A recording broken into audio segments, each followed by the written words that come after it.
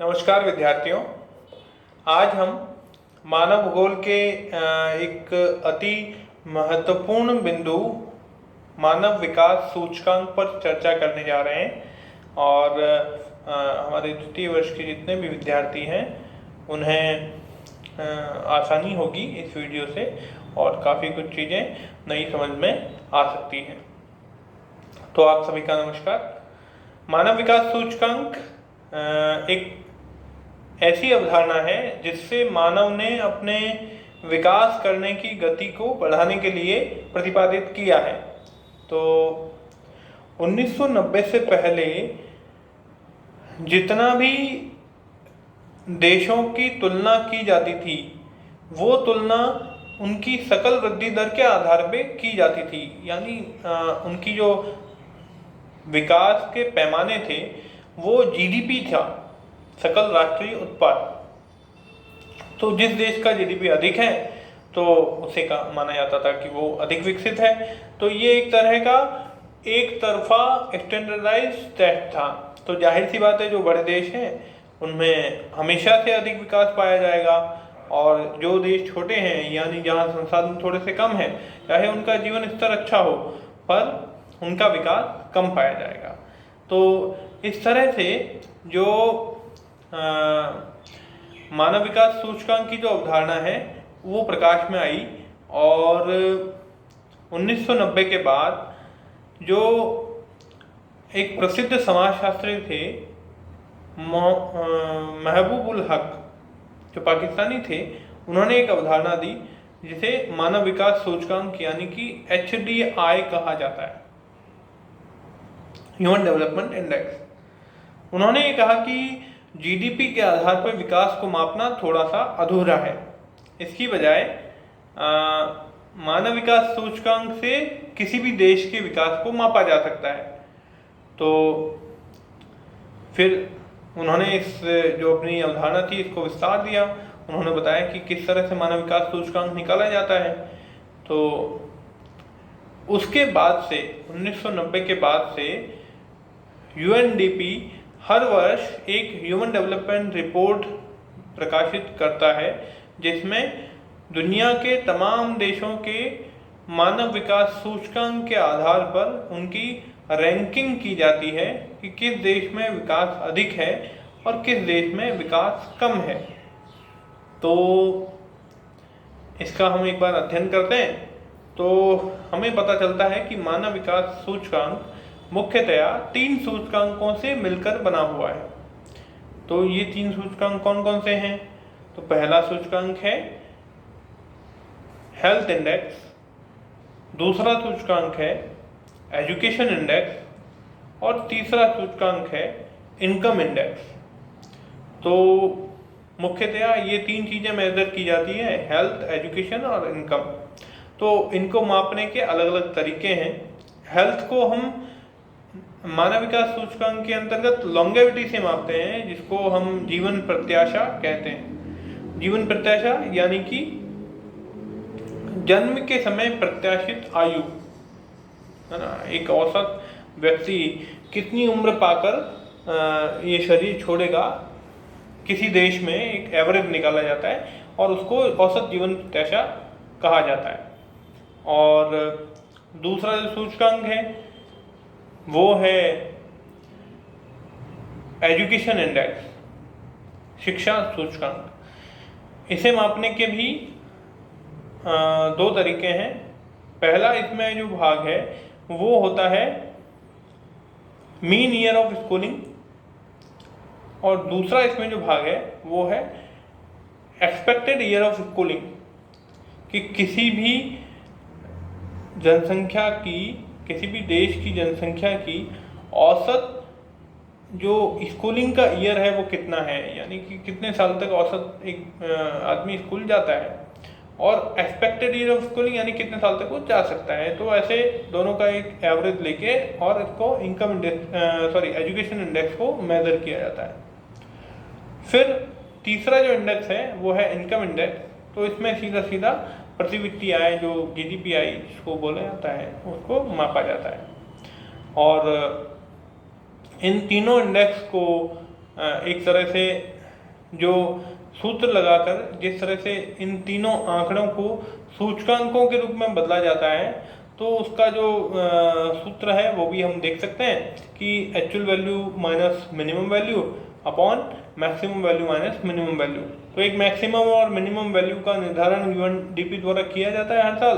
तो जैसे औसत जीवन प्रत्याशा 80 मैक्सिमम है, 20 मिनिमम है, और किसी देश की अगर 70 है तो 70 माइनस 20 बटेवा 80 minus 20 equal to 0 point something something ऐसे आता है। तो ये जो सूचकांक होते हैं, तो सूचकांक हमेशा 0 और 1 के बीच में आता है। फिर इन तीनों सूचकांकों का हरात्मक माध्य निकाला जाता है और उससे मानव विकास सूचकांक प्राप्त किया जाता है।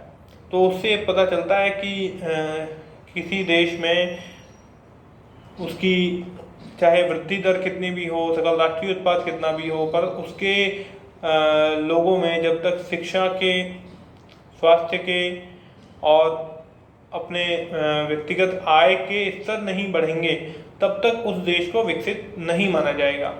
तो इस तरह से वो कैलकुलेट किया जाता है।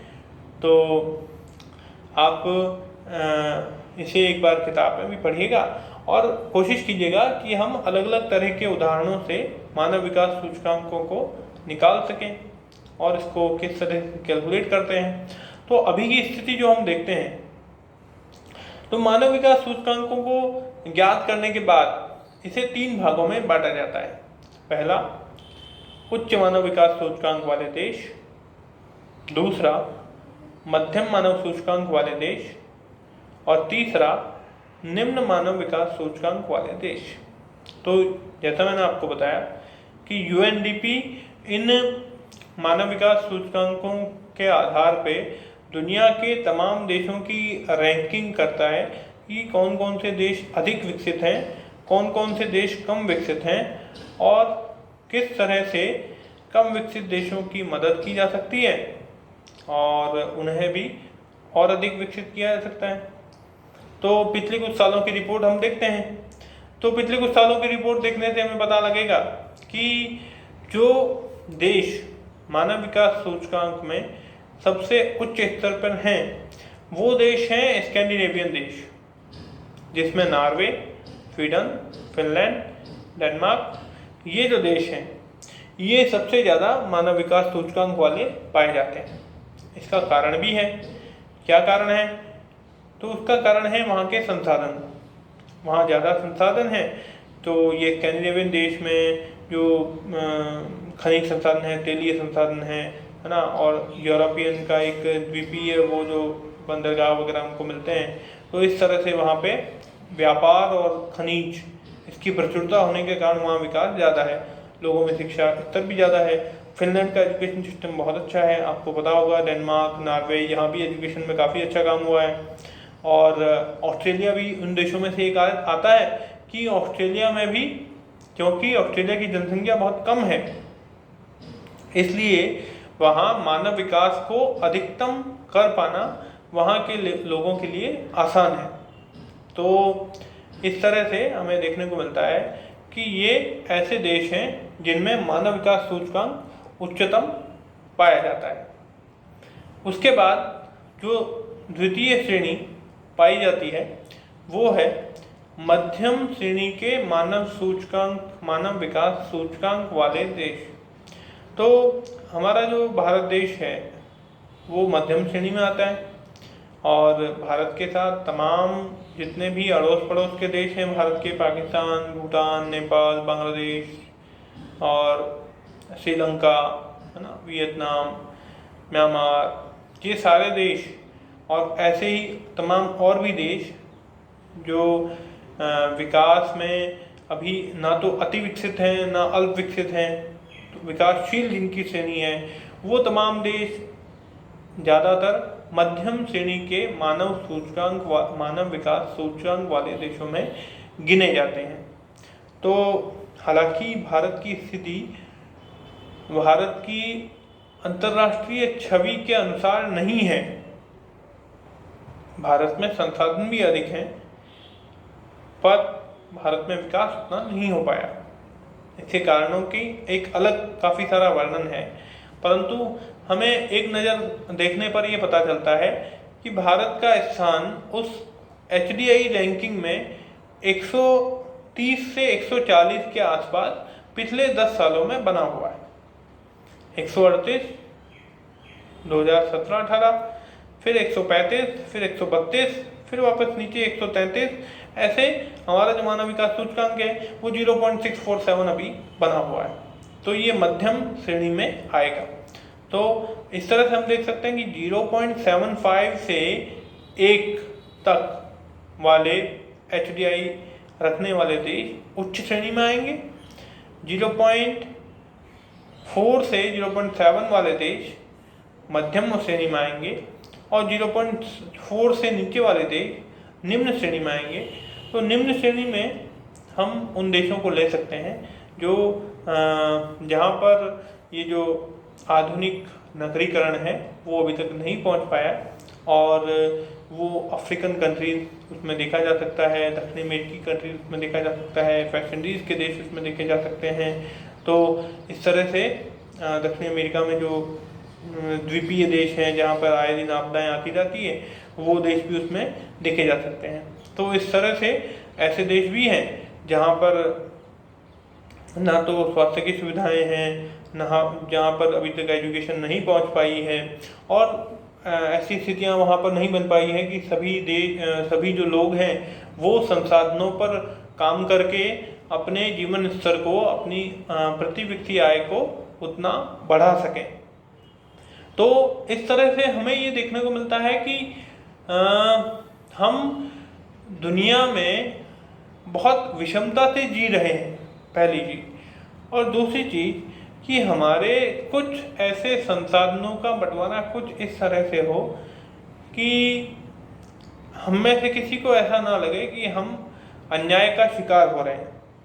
तो जो भी उच्च विकसित देश हैं जिनकी जियोपॉलिटिकल स्टेट अच्छी है, वो ये रास्ता अपनाते हैं कि हम कुछ सहायता निम्न विकसित देशों को देंगे और उनको एड देंगे। अब एड फंडेड जो होती है वो टाइड भी होती है, अनटाइड भी होती है। इसकी एक पूरी अपनी भू राजनीति चलती है, हम राजनीतिक भूगोल में इसका अध्ययन करते ही हैं।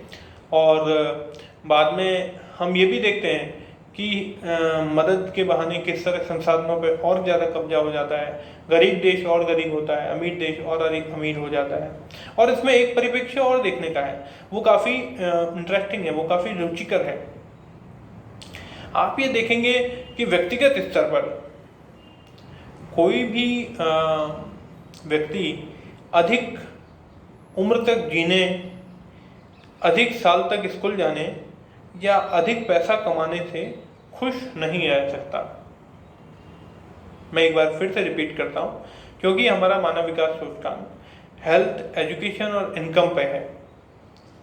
तो कोई भी व्यक्ति, या आप अपने में जांच सकते हैं कि कोई भी व्यक्ति अधिक समय तक जीने, अधिक समय तक स्कूल जाने या अधिक पैसा कमाने पर खुश नहीं रह सकता। तो हम किस तरह के समाज का निर्माण करना चाहते हैं? हम क्वांटिटेटिव पर्सपेक्टिव में डेवलपमेंट को जितना भी देखें, पर क्या हम अच्छे जीवन स्तर को इस तरह से ले सकते हैं कि हमारे पास सुविधाओं के नाम पर सब कुछ है, फिर भी इंसान अपने में खुश नहीं है, परिवार में नहीं रह पा रहा है, समाज के साथ नहीं रह पा रहा है, समाज टूटा हुआ है, पृथ्वी के साथ उसका कोई संबंध नहीं बन पा रहा है ना। पृथ्वी उसके साथ, पृथ्वी को वो नुकसान पहुंचा रहा है, पृथ्वी उसको नुकसान पहुंचा सकती है। जिस तरह से आपदाएं और ये सब दिखती है तो वो मानव कृति है एक तरह से। तो अगर ये हो रहा है तो हम संख्यात्मक या मात्रात्मक विकास को कब तक फॉलो करते रहेंगे? तो इस पे कुछ प्रश्न अभी उठ रहे हैं। पिछले कुछ सालों में स्टडी में आप पाएंगे कि बहुत सारी स्टडीज़ पाई जाती हैं कि where is human development going और how can we define it in more effective way. तो ऐसा करके कुछ आर्टिकल और कुछ अभी नई स्टडी देखी जा सकती है जिसमें मानव विकास सूचकांक को फिर से परिवर्तित करने पर विचार किया गया। और उसके बाद नई दृष्टियाँ आई जिसको हम